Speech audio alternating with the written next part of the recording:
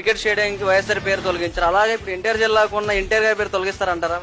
భయం ఆడ మహేష్ బాబు పోకిరి సినిమాలోనే బిజినెస్ మ్యాన్ లో డైలాగ్ అంటారు, మేము ముంబై మే పిషాబ్ కర్వాని ఆయా అని, ముంబైని ఉచ్చపోయడానికి వచ్చాను అన్నట్టు.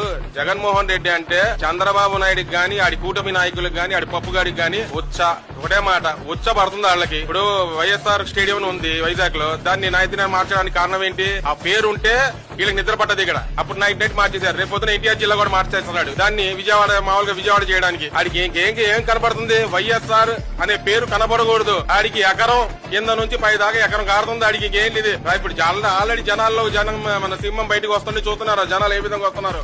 ఆల్రెడీ వాళ్ళకి ఎకరం తడుతుంది అక్కడ. ఇప్పుడు ఈ ప్రజాదరణ నుంచి వాళ్ళు బయటపడాలంటే ఏం చేయాలా? ఏదో ఒకటి క్రియేషన్ చేయాలా, డైవర్షన్ చేయాలా, ఏదో ఒకటి పప్ప పెట్టాలా ప్రజలకి. మామూలుగా పేపర్లు చూస్తున్నాం కదా, ఇది ప్రజలకి శుభవార్త. ఇది జరిగేది లేదా అక్కడ? శుభవార్త కూడా కనపడుతుంది.